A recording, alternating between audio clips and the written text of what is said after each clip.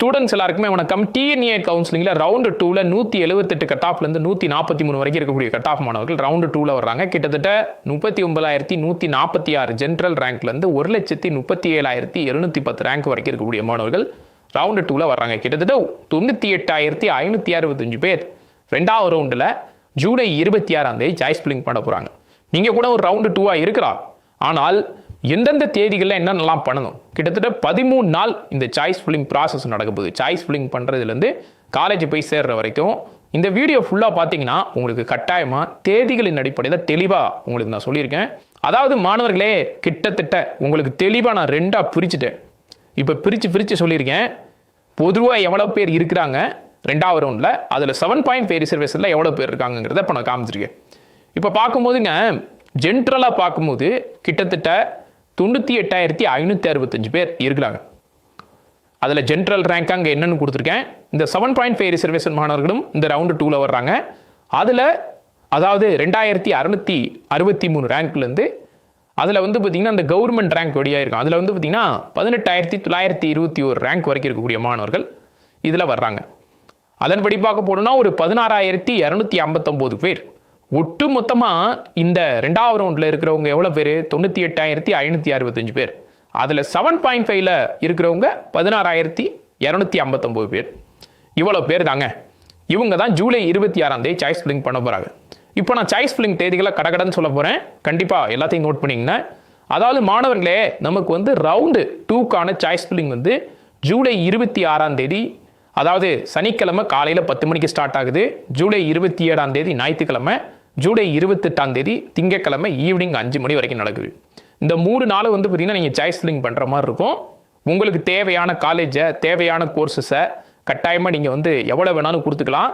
இந்த ஜூலை 26 சனிக்கிழமை காலையில் 10 மணிக்கு தான் எந்தெந்த காலேஜில் எவ்வளோ சீட் இருக்குன்னு நமக்கு வேக்கன்சி கொடுப்பாங்க. 1வது ரவுண்டெல்லாம் முடிஞ்சு, அதனால் நீங்கள் அது வரைக்கும் பொறுமையாக இருந்து தான் ஆகணும். அப்போ தான் வேக்கன்சி வரும். இந்த 3 நாளில் நீங்கள் வீட்டிலேருந்து சாய்ஸ் ஃபில்லிங் உங்களுடைய லேப்டாப்லேருந்தே பண்ணிக்கலாம். சிம்பிளாக இப்போ நீங்கள் நைட்டு பண்ணலாம், பகலில் பண்ணலாம். ஆனால் இந்த 3 நாளுக்குள்ளே கட்டாயமாக பண்ணணும். இந்த 3 நாள் ரொம்ப முக்கியமான நாள். இப்போ சாய்ஸ் ஃபில்லிங்னா பண்ணி முடிச்சிட்டிங்க. உங்களுக்கு தேவையான காலேஜ், தேவையான கோர்சஸ் தான் கொடுத்துட்டீங்கன்னு வச்சுங்களேன். அடுத்து என்ன நடக்கும்? அதாவது ரிலீஸ் ஆஃப் டென்டேட்டிவ் அலாட்மெண்ட்.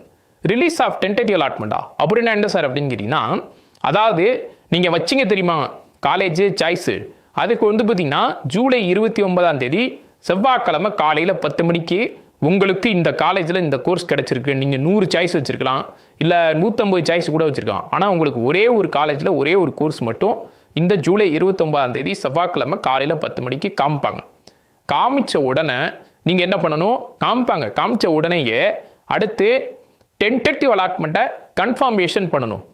இந்த ப்ராசஸ் நடக்கும். இது சீட்டு கிடச்சிருச்சு, அதுக்கப்புறம் கன்ஃபர்மேஷன் ப்ராசஸ். இது வந்து பார்த்திங்கன்னா 2 நாள் நடக்கும்.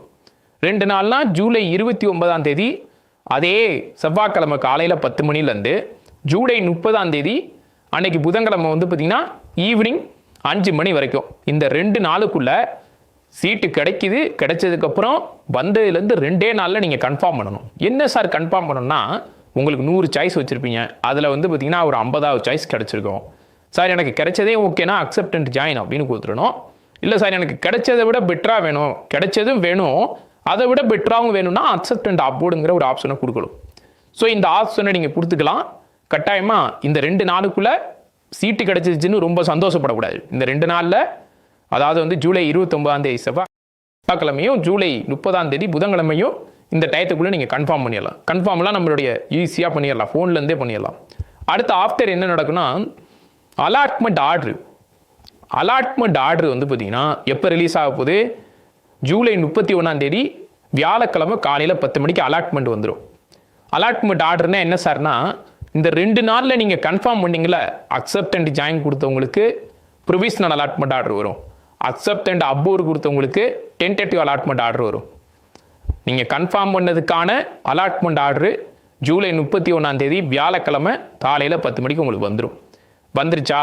அக்செப்ட் அண்ட் ஜாயின் கொடுத்தவங்களுக்கு provisional allotment order, accept and approve கொடுத்தவங்களுக்கு டென்டேட்டிவ் அலாட்மெண்ட் ஆர்டர். இப்போ வந்த பிறகு நீங்கள் என்ன பண்ணணும் அப்படின்னு கேட்டிங்கன்னா, இப்போ தான் கவனமாக நீங்கள் கேட்கணும். ரொம்ப முக்கியமான விஷயங்கள் இதுக்குள்ளே தான் அடங்கியிருக்கு. இப்போ நமக்கு எந்த அலாட்மெண்ட் ஆர்டரை வந்துருச்சு, டவுன்லோட் பண்ணிட்டோம். ஆஃப்டர் அடுத்து go to college, go to DFC. இங்கே தான் மெயினான ப்ராசஸே. இப்போ இந்த 5 நாட்கள் சீட்டு வந்து பார்த்தீங்கன்னா உங்களுக்கு அலாட்மெண்ட் ஆர்டர் நீங்கள் இன்னைக்கு ஜூலை 31 வியாழக்கிழமை காலையில் 10 மணிக்கு டவுன்லோட் பண்ணிட்டீங்க.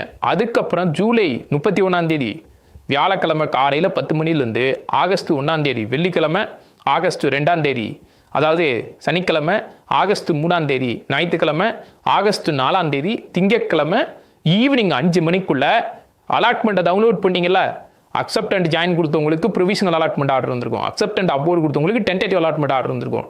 அதில் போட்டிருக்கக்கூடிய சர்டிஃபிகேட்லாம் நீங்கள் எடுத்துக்கிட்டு என்ன பண்ணணும், அக்செப்ட் அண்ட் ஜாயின் கொடுத்தவங்களுக்கு ப்ரொவிஷனல் அலாட்மெண்ட் ஆர்டரில் இந்த 7.5 ரிசர்வேஷனு, போஸ்ட் மெட்ரிக் ஸ்காலர்ஷிப்பு, அதுக்கப்புறம் வந்து பார்த்தீங்கன்னா இந்த 2 மாணவர்கள், அதுக்கப்புறம் 7.5 ரிசர்வேஷன்ஸ் ஃபர்ஸ்ட் கிராஜுவேட், இந்த மாணவர்களுக்குலாம் இந்த 2 அலாட்மெண்ட்லேயே பணம் போட்டிருக்காது. சில பேருக்கு பணம் போட்டிருக்கோம். பணம் போட்டிருக்கவங்க பணத்தை எடுத்துக்கிட்டு அதில் கொடுத்துக்கக்கூடிய அந்த சர்டிஃபிகேட்லாம் எடுத்துக்கிட்டு இந்த 5 நாட்களுக்குள்ள ரொம்ப முக்கியமாக கவனமாக கேட்டுக்கணும். இது ரொம்ப ரொம்ப முக்கியமான நாளுங்க. இங்கே பாருங்கள், இதில் வந்து வெள்ளிக்கிழமை, அதுக்கப்புறம் வந்து நடுவில் சனி ஞாயிறுலாம் வருது. ஸோ அதனால் கண்டிப்பாக வந்து டிஎஃப்சி சென்று அக்செப்ட் அண்ட் ஜாயின் கொடுத்தவங்க காலேஜுக்கு போகணும். சனிக்கிழமை கூட காலேஜ் இருக்கும், ஞாயிற்றுக்கிழமை இருக்குமான்னு நம்ம சொல்ல முடியாது. அதனால் இந்த 5 நாளுக்குள்ளே நீங்கள் போகிற மாதிரி இருக்கும். காலேஜுக்கு போகிறவங்க இந்த எப்படி பார்த்தாலும் வியாழக்கிழமை வந்தோடனே நீங்கள் வெள்ளிக்கிழமையே போயிடலாம், ஆகஸ்ட் 1 இல்லாட்டி சனிக்கிழமை கூட போயிடலாம், இல்லை ஞாயிற்றுக்கிழமை கூட போக முடியலைன்னா கூட திங்கக்கிழமை கூட ஆகஸ்ட் 4 போயிடலாம்.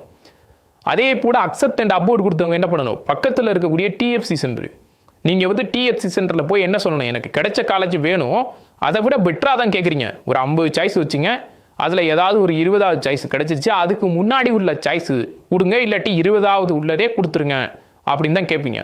அப்போ நீங்கள் என்ன பண்ணணும், இந்த 5 நாளுக்குள்ளே இந்த அக்செப்ட் அண்ட் அப்ரூவ் கொடுத்தவங்களுக்கு டென்டேட்டிவ் அலாட்மெண்ட் ஆர்டர் இருந்துச்சுல, அதை எடுத்துக்கிட்டு டிஎஃப்சி சென்டர் எல்லா நாளுமே திறந்து தான் இருக்கும்.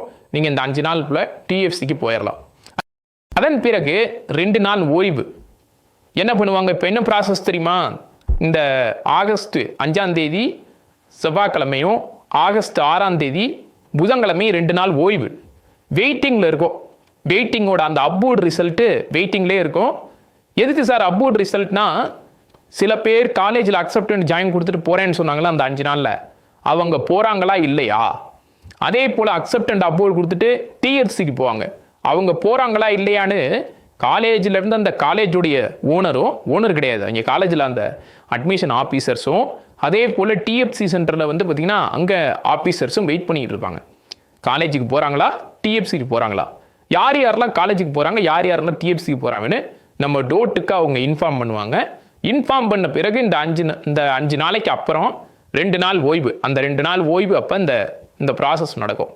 ஒருவேளை அவங்க அங்கெல்லாம் போய் சேராமல் போயிட்டா, நிறைய பேர் எனக்கு கிடைச்ச காலேஜ் ஓகே, அதை விட பெட்டராக எனக்கு வேணும்னு கேட்பாங்கள்ல, அவங்களுக்கு அப்ரூவ்ட் ரிசல்ட்டுங்கிறது ஆகஸ்ட் 7 அதாவது நமக்கு கரெக்டாக சொல்லணும்னா வியாழக்கிழமை காலையில் 10 மணிக்கு வந்துடும் அப்ரூவ்ட் ரிசல்ட் வரையிலேயே ஏற்கனவே ஒரு காலேஜ் கிடைச்சி டிஎஃப்சியில் போய் சில பேர் இந்த அக்செப்ட் அண்ட் அப்ரூவ் கொடுத்தவங்க போய் சேர்ந்துருப்பாங்கல்ல, சர்டிஃபிகேட் பணத்தெல்லாம் கொடுத்து, அந்த மாணவர்களுக்கு ஏற்கனவே கிடைச்ச காலேஜும் கிடைக்கலாம், இல்லை அதை விட பெட்டரான காலேஜும் கிடைக்கலாம். அது வந்து பார்த்திங்கன்னா அப்ரூவ்ட் ரிசல்ட் வரக்கூடிய இந்த ஆகஸ்ட் 7 வியாழக்கிழமை காலையில் 10 மணிக்கு தான் தெரியும்.